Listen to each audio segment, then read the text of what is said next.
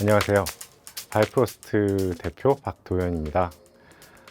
오늘은 저희 바이프로스트가 생각하는 블록체인 인더스트리의 어떤 문제점, 그리고 저희 바이프로스트가 바라보는 어떤 비전, 그리고 저희의 기술, 그런 부분에 대해서 같이 한번 생각해보는 시간을 가져보려고 합니다.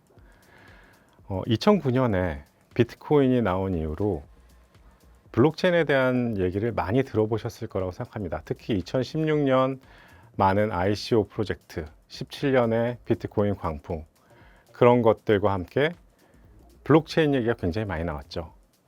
하지만 요즘에 많은 저의 지인들도 그렇고 얘기를 하는 것이, 블록체인 얘기는 굉장히 많이 들어봤는데 왜 우리가 요즘에 블록체인을 쓰는 사람은 없느냐라는 거죠.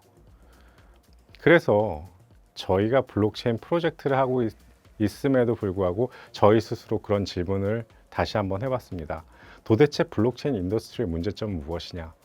왜 사람들이 생각할 때 그것의 에볼루션이 더 느리다고 느껴지는 것일까? 많이 그렇다고 얘기를 합니다. 왜 블록체인이 어떤 스마트폰, 어떤 모바일의 에볼루션보다 훨씬 더 느릴까? 모바일 같은 경우에는 2년 만에 에볼루션이 굉장히 빠르게 진행이 됐는데 왜 블록체인은 지금 3년여의 시간이 지났는데 사람들이 쓰고 있지 않을까? 저희도 그 스스로에 대한 답변을 해야 된다고 생각을 했습니다. 그래서 저희 스스로 테크팀과 같이 모여서 굉장히 오랜 시간 고민을 했습니다. 도대체 문제점이 무엇일까? 처음부터 다시 생각해보자. 왜 블록체인은 이렇게 느리게 진화를 하는 것이고, 왜 블록체인을 일반인들이 쓰는 데는 커다란 허들이 생기는 것일까? 처음부터 다시 질문을 던져봤습니다. 저희의 첫 번째 질문은 아주 멍청한 질문 같지만 바로 다음과 같은 것이었습니다. 블록체인은 소프트웨어인가요? 좀 멍청한 질문 같죠? 하드웨어가 아니니까, 만질 수가 없으니까 당연히 소프트웨어 아닐까요? 많은 사람들은 그렇게 얘기를 합니다. 그렇죠? 맞아요. 자, 그렇다면은 우리가 앞에서 에볼루션, 진화를 가지고 얘기를 했으니까 블록체인이 소프트웨어라면은 소프트웨어의 진화의 성격을 가지고 있어야 하니까, 그러면은 진화의 성격인 측면에서 소프트웨어와 하드웨어를 한번 비교를 해보도록 하겠습니다. 자, 아주 간단하게 유치하지만 이 슬라이드를 통해서 소프트웨어와 하드웨어를 어떻게 진화됐는지 보겠습니다. 윈도우가 진화할 때 소위 말해서 업그레이드죠. 윈도우의 업그레이드는 다운로드를 받고 기다리면 업그레이드가 됩니다. 굳이 컴퓨터를 바꿔야 된다든지 굉장히 페인풀한 어떤 그런 시간이 걸리지 않습니다. 하드웨어의 경우는 어떻죠? 컴퓨터를 바꾸는 경우에는 새로 주문을 하고 기다려야 되고 소프트웨어를 다 깔아야 되죠. 공장을 바꾸는 커다란 하드웨어는 공장을 다 부시고 다시 새로 지어야 되고 굉장히 어렵습니다. 자, 블록체인을 한번 봅시다. 블록체인이 프로그래머의 입장에서는 이게 하드웨어 같을까요? 소프트웨어 같을까요? 블록체인 위에다가 어떤 무엇인가, 소위 디센트럴라이즈 애플리케이션을 깐다면 그거를 바꿀 때 그 느낌이 하드웨어 같을까요? 소프트웨어 같을까요? 저희가 블록체인 프로젝트를 2016년부터 블록체인 프로젝트를 해온 저의 입장에서 저의 결론은 블록체인은 하드웨어 같은 느낌이 더 강했습니다. 소프트웨어 같지가 않더라고요. 하지만 우리가 전통적인 블록체인의 어떤 하드웨어 소프트웨어의 관점을 볼 때 그냥 하드웨어가 아니라 아마도 프로그래머블한 인터넷상의 하드웨어라고 얘기하면 조금 더 말이 맞지 않을까. 그래서 저희가 생각한 결론은 블록체인은 프로그래머블한 인터넷상의 하드웨어다 라고 얘기를 했습니다. 왜 이렇게 얘기를 했냐 라는 거를 다시 한번 그림으로 보여드리자면은, 자, 2019년에 좋은 덱이 하나 만들어졌어요. 덱, Decentralized Application. 요즘 좋은 덱이 많이 나오고 있습니다. 근데 2019년에 지금 요즘에 만들어진 뎁들이 60% 이상은 2015년에 만들어진 이더리움 위에서 만들어지고 있습니다. 불과 6개월 전만 하더라도 모든 뎁들이 77% 이상이 이더리움 위에 만들어졌어요. 자, 그 의미는 뭐냐? 2015년에 나온 이더리움 위에 2018년, 2019년에 만들어진 뎁들이 그 위에 존재한다는 거죠. 자, 그 느낌이 어떠냐면은 이런 그림 같아요. 자, 일단 어떤 뎁들이더라도 뎁이 만들어졌는데 18년, 19년에 좋은 뎁이 만들어져도 2015년에 나온 이더리움 위에 스톡돼서 실제 뎁이 어떤 프로토콜 위에 만들어지면은 거기서 벗어날 수가 없습니다. 저희가 블록체인이 하드웨어라고 말씀을 드린 이유는 뭐냐면은 일단 뎁이 블록체인 위에 프로토콜 위에 만들어지면은 거기서 움직이기가 마치 공장을 때려 부시고 다시 짓는 것과 비슷해요. 이더리움 1.0이 2015년에 나왔습니다. 비탈릭이 2.0이 2020년 1월에 나온다고 얘기를 하는데 1.0에서 2.0으로 넘어가는 게 공장을 다시 짓는 것과 비슷한 그런 맥락입니다.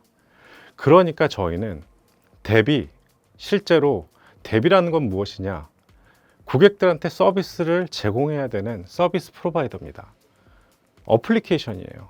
근데 어플리케이션을 쓰는 사람 입장에서는 서비스가 계속 지속적으로 제공이 돼야 됩니다. 뎁은 마치 소프트웨어의 성격을 가지고 있어요.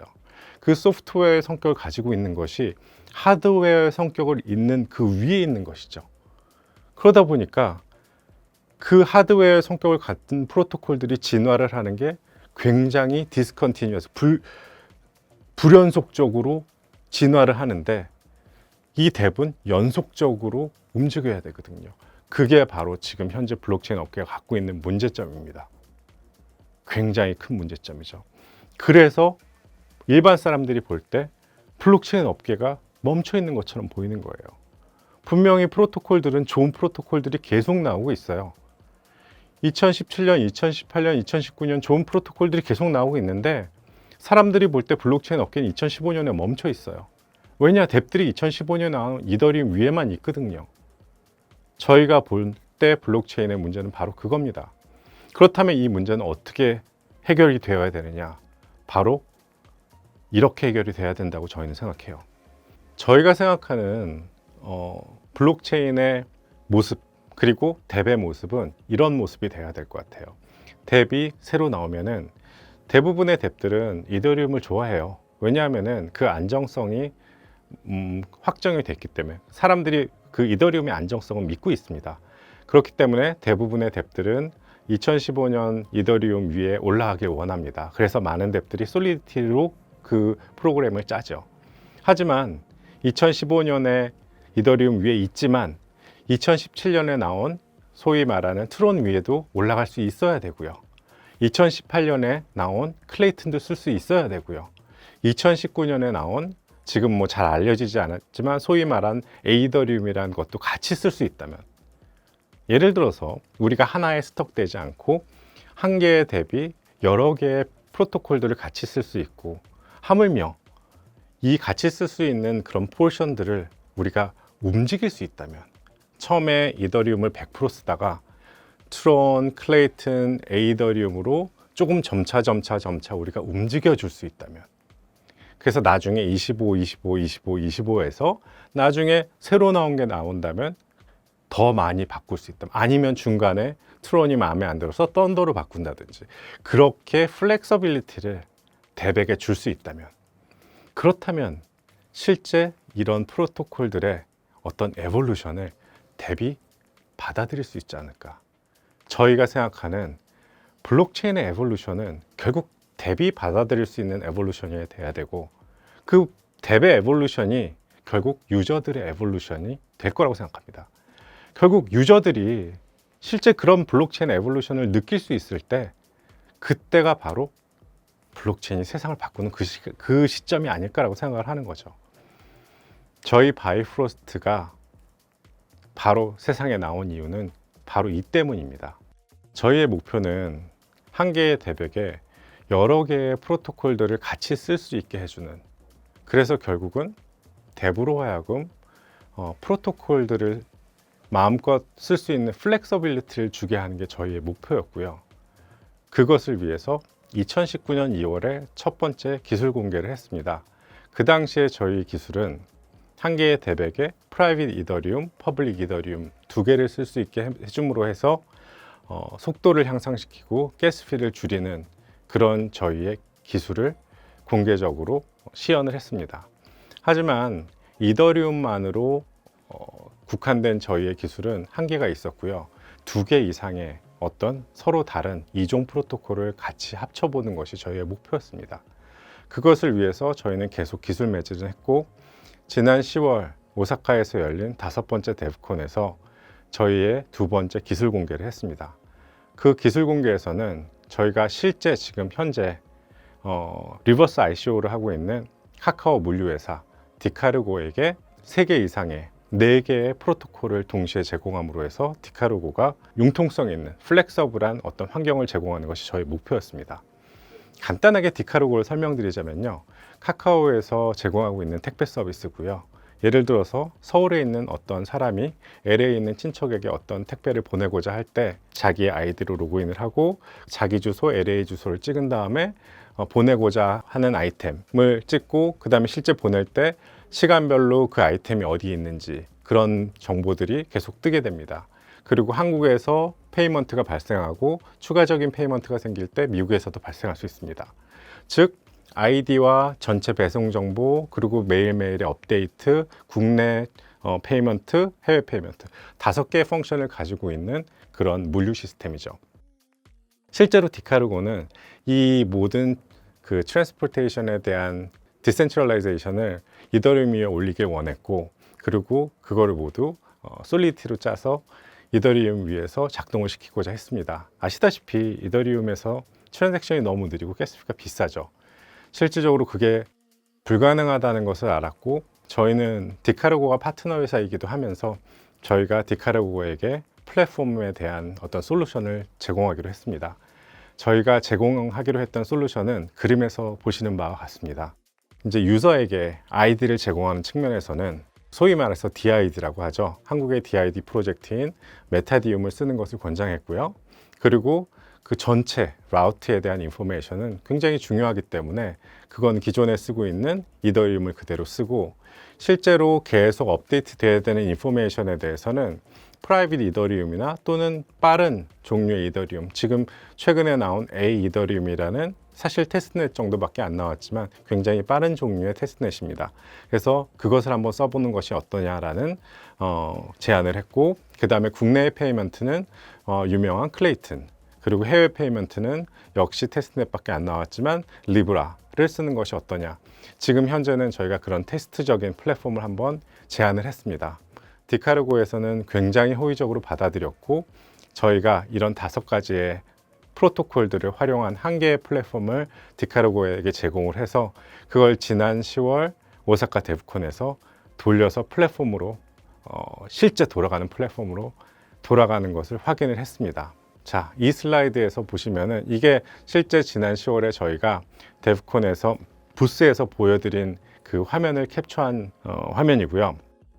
실제 그때 아이디는 그 아이디를 여러 개 쓰지 않아서 메타디움은 빠졌는데요. 라우트 레지스트레이션과 4개의 화면이 각자 펑션별로 다르게 돌아가고 그 4개의 다른 프로토콜들이 돌아가는 것들을 4개의 다른 화면에서 보여줬고요. 맨 밑에 보이는 화면은 바이프로스트 스캔이라고 해서 실제 한 개의 그 디카르고의 디앱이 4개의 스마트 컨트랙트로 쪼개져서, 디카르고의 이제 스마트 컨트랙트들이 4개의 프로토콜로 쪼개져서 프로토콜별로 스마트 컨트랙트들이 돌아가는 그 숫자들을 보여주는 걸 나타냅니다. 그 스마트 컨트랙트의 숫자가 나타나고, 그때 시연 과정에서 보는 사람들이 스마트 컨트랙트의 어떤 마이그레이션을 요청할 때 그 자리에서 마이그레이션을 직접 시연을 하면서 숫자가 바뀌는 것, 그리고 속도가 바뀌는 것, 그리고 실제 페이먼트가 바뀌는 것도 성공적으로 시연을 해서 다들 실제 바이프로스 플랫폼이 가능하다는, 그리고 실제 한 개의 덱을 위해서 2개 이상의 프로토콜을 합쳐서 안정적으로 돌아갈 수 있다는 것을 성공적으로 보여드렸습니다. 저희는 보시는 바와 같이 저희의 기술에 대해서 전 세계 프로젝트 개발자들이 모이는 데브콘에서 성공적으로 기술 시연을 마쳤고요. 그렇기 때문에 수많은 디앱 파트너들이 저희의 기술을 저희의 바이프로스트 플랫폼을 사용해 보기를 원하고 있습니다.